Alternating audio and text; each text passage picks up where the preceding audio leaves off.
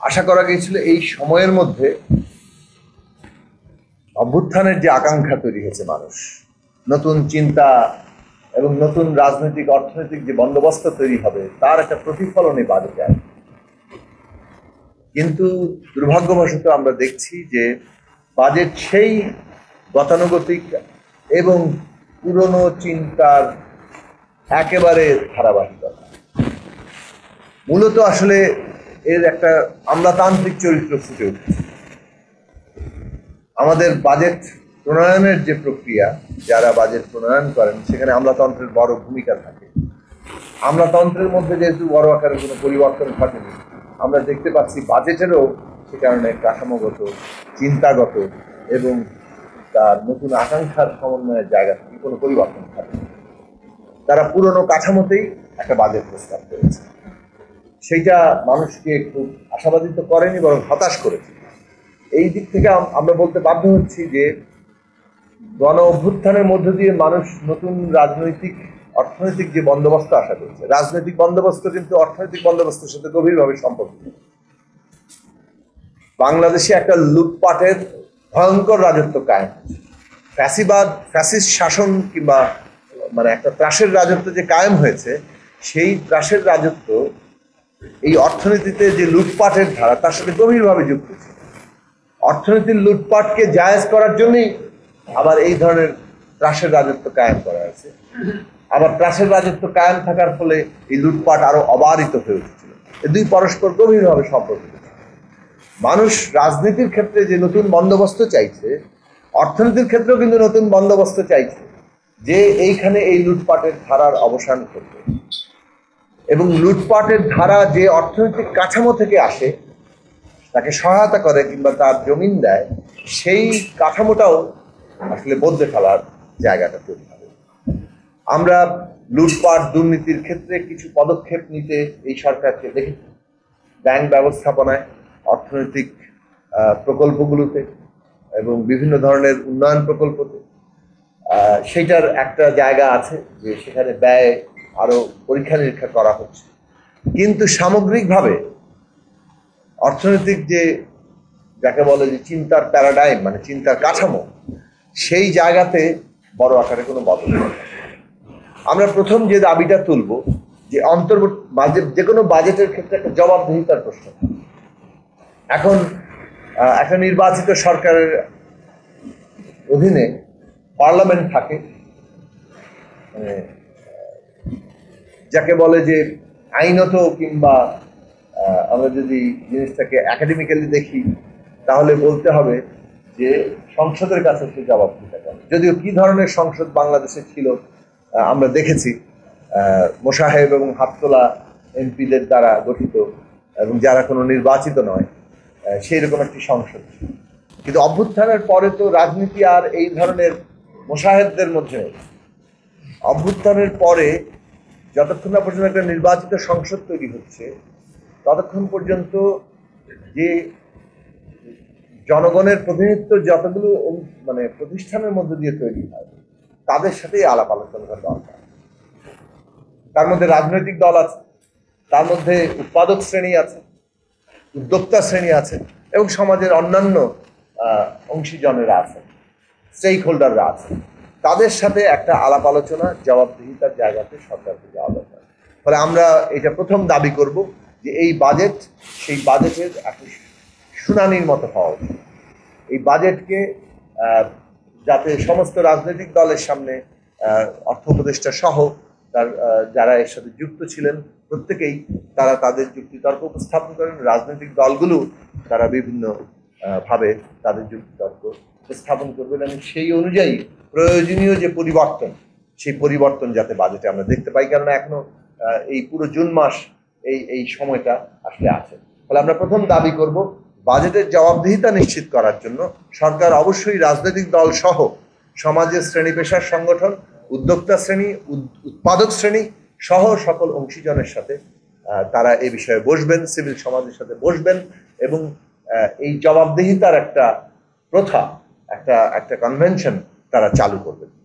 দ্বিতীয় যে জায়গাটায় ইতিমধ্যে বহুবার বলা হয়েছে সেটা সংক্ষেপে বলি, যে মানুষ অন্তত কয়েকটা জিনিস আশা করেছিল। যেমন ধরুন, আপনারা খেয়াল করবেন যে যুগপৎ আন্দোলনে যখন 31 দফা কর্মসূচি এসেছিল, সেখানে কিন্তু বলা হয়েছিল যে শিক্ষা এবং স্বাস্থ্য খাতে জিডিপির 5 ভাগ বরাদ্দ করার ব্যাপারে রাজনৈতিক দলগুলো যারা যুগপৎ আন্দোলনে যুক্ত হয়েছে, যারা 31 দফাকে সামনে রেখেছিল, তারা সেই জায়গায় পৌঁছেছে, যেখানে রাজনৈতিক দলগুলোর জিডিপির 5 ভাগ পর্যন্ত মানে বরাদ্দের একটা অঙ্গীকার আছে। সেখানে সরকার কিন্তু একটা নতুন মানে একটা জায়গায় যেতে পারত।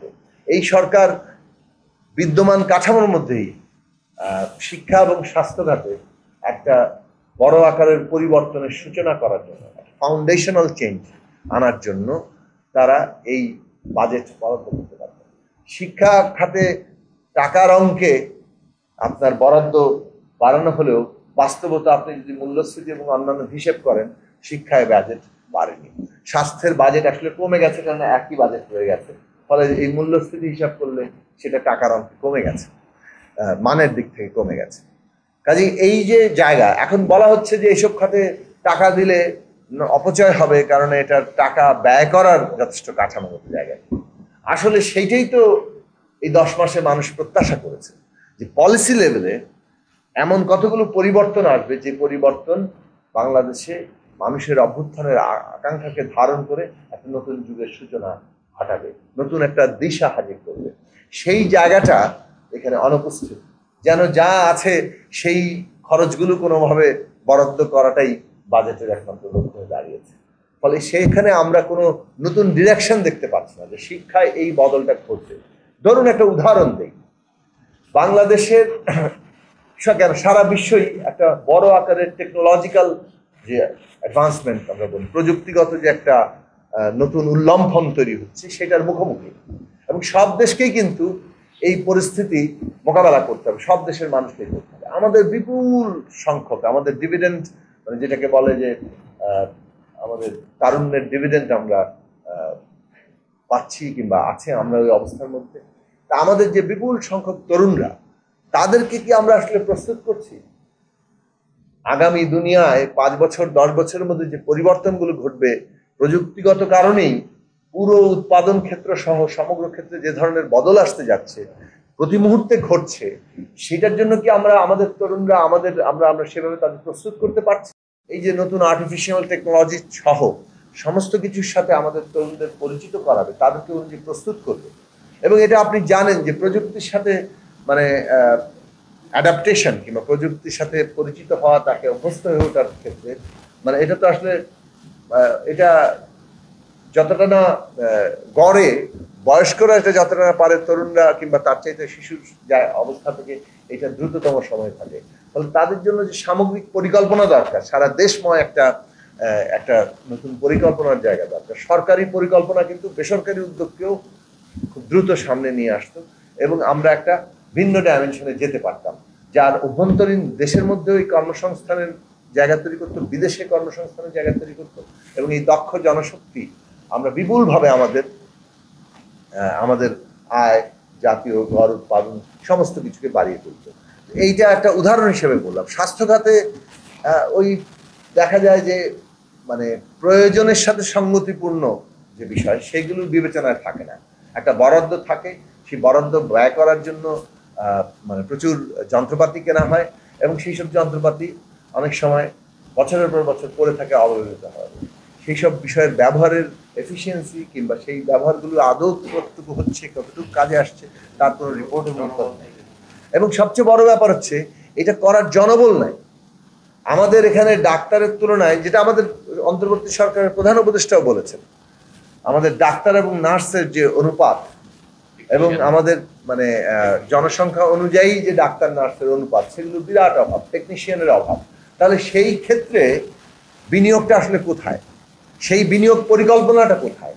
এবং সরকার কিন্তু সেই বিনিয়োগ পরিকল্পনা করে তাদের একটা বড় বাজেট বরাদ্দ সেই জায়গায় রাখলে একটা নতুন ডিরেকশন আমরা পেতাম, যে না, এটা 5 বছর 10 বছরের মধ্যে একটা বড় আকারের প্রভাব রাখার মতো তারা পরিকল্পনা গ্রহণ করেছে। আশা করা সবচেয়ে বড় সংকট এখন কি, অর্থনীতি, মানে দেশের মধ্যে অনিশ্চয়তা আছে, অস্থিরতা আছে, একটা অভ্যুত্থান পরবর্তী সময়ে, এবং সেখানে স্থিতিশীলতা আনার চেষ্টা করছে। কিন্তু যতটুকু স্থিতিশীলতা এই সরকার এনেছে, তার অনুযায়ী কিন্তু বিনিয়োগ বাড়ছে না। সেটা আমরা বলেছিলাম যে নির্বাচনের তারিখ দেশে আরো স্থিতিশীলতা আনার জন্য রাজনৈতিক এবং অর্থনৈতিক উভয়ই সেটা জরুরি, কিন্তু সেটা একদিকে নাই, অন্যদিকে অর্থনৈতিক পরিকল্পনার ক্ষেত্রে, বাজেট নীতির ক্ষেত্রে, কারণ বাজেট কিন্তু কেবল বরাদ্দ নয়, তার মধ্যে একটা নীতি কাঠামো প্রকাশে প্রতিফলন ঘটে। অর্থাৎ কি খাতে আমি ব্যয় করছি আর কি খাতে ব্যয় করছি না, এটা কিন্তু একটা নীতির আলোকে ঘটে। তাহলে বাজেটের বরাদ্দ কেবল টাকার অঙ্ক হিসেবে দেখলে হবে না, এটা আয় ব্যয় কেবল নয়, এটার মধ্যে আসলে একটা দৃষ্টিভঙ্গির প্রকাশ ঘটে। আপনি বাজেটে এই যে আমাদের উৎপাদন বাড়ানোর জন্য, আমাদের এখানে বিনিয়োগ বাড়ানোর জন্য, পুরো অর্থনীতির মানে উৎপাদনশীল যে খাত আমরা বলি সেইটাকে বাড়িয়ে তোলার জন্য এইখানে কোনো রকম নতুন কিছু নাই। ফলে বিনিয়োগের বাড়ার সম্ভাবনা আদৌ হবে কিনা এখন সবাই সংশয় প্রকাশ করছেন যে এই বাজেট বিনিয়োগকে খুব একটা উৎসাহিত করবে কিনা। দুই হচ্ছে, বিনিয়োগ যদি না বাড়ে কর্মসংস্থান হবে না। এখন যে তরুণরা আজকে অভ্যুত্থান করলেন তারা যদি মানে তাদের সামনে কোনো ভবিষ্যৎ না দেখে, তারা কি কেবল রাস্তায় মানে আন্দোলন করতে থাকবেন, নাকি তারা দেখবেন যে না, আমরা যে বিরাট আত্মত্যাগের মধ্য দিয়ে নতুন বাংলাদেশ চাইছি, সেই বাংলাদেশ আমাদের জন্য নতুন ভবিষ্যৎ রচনা করছে। সেই জায়গাতে বাজেটের ফোকাস থাকা দরকার। সব একসাথে সমস্যার সমাধান হবে না, কিন্তু শিক্ষা, স্বাস্থ্য, অন্যদিকে উৎপাদনশীল খাত, তার মধ্যে শিল্প, কৃষি খুবই গুরুত্বপূর্ণ।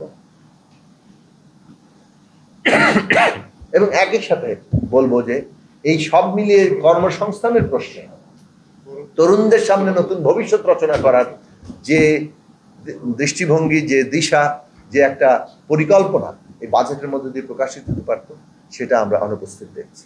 বরং আমরা দেখছি গরিবের অবস্থা আরেকটু খারাপ হবে, কারণ তাদের জন্য কোনো ব্যবস্থাই রাখা হয়নি। যারা নিম্ন আয়ের মানুষ তাদের জন্য যে কর সীমা মানে আরেকটু বাড়ানোর কথা, অর্থাৎ কর আওতামুক্ত হওয়ার যে সীমাটা বাড়ানোর কথা ছিল সেটা তারা করেনি। যারা 1 লক্ষ টাকা আয় করবেন তাদের কর প্রায় 30,000 টাকার কাছে পৌঁছে যেতে পারে।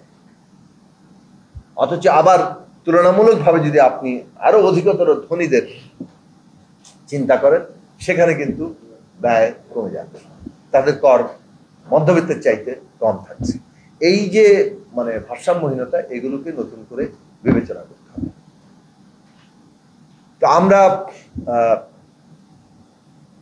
মোটা দাগে বলবো যে দেশে বাজেটের মধ্য দিয়ে যে মানুষের প্রত্যাশা জায়গাটা ছিল যে নতুন অন্তর্বর্তী সরকার একটা নতুন অর্থনৈতিক দিশা হাজির করবেন,